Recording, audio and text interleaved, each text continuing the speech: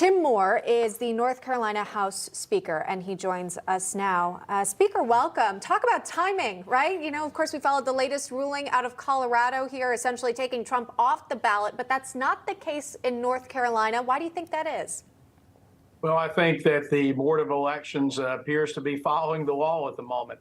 The only thing that I would say is that they actually delayed the consideration as opposed to completely denying what I would say is a completely frivolous petition that's been filed. This whole thing is just an act of desperation by Democrats who do not want President Trump on the ballot.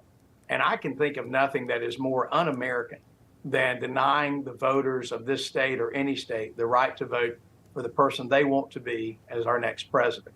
And so we're going to watch to make sure the Board of Elections doesn't try anything through the back door, doesn't try anything later. In fact, we may even take up legislation to make sure that this kind of thing can't even be done by the State Board of Elections. I would rest assured that North Carolina is not going to go the way of Colorado.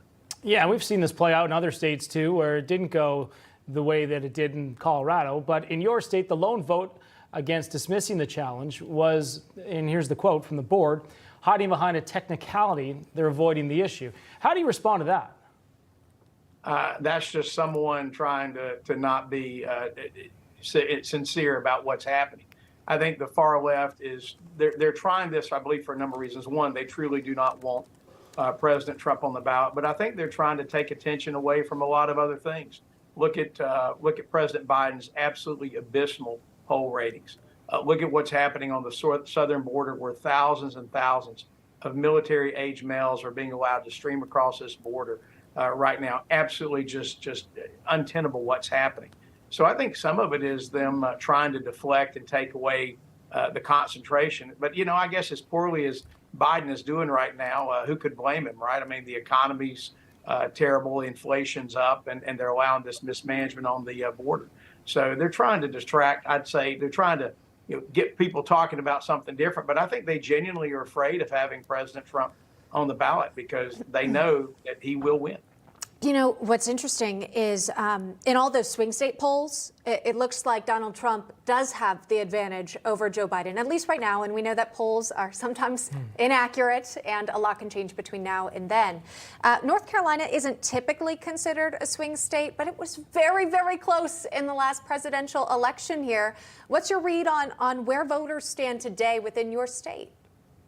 The state is, I believe, going to vote overwhelmingly Republican. Our state legislature presently has a Republican supermajority in the state House and in the state Senate. And I predict that those numbers will stay in effect.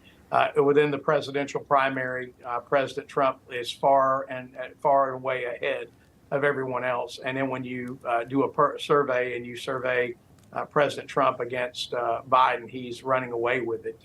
And coincidentally, I'm keeping up with this because not only am I the Speaker of the House, I'm actually a candidate for the United States Congress this year. So we're paying close attention to what the polls are showing. And I am seeing an absolute red Republican wave that's going to sweep over North Carolina because our people see the mess that's in Washington, D.C., and they can compare that to Republican leadership at the state level where we're doing well, and they don't want any part of what's happening in the Biden administration.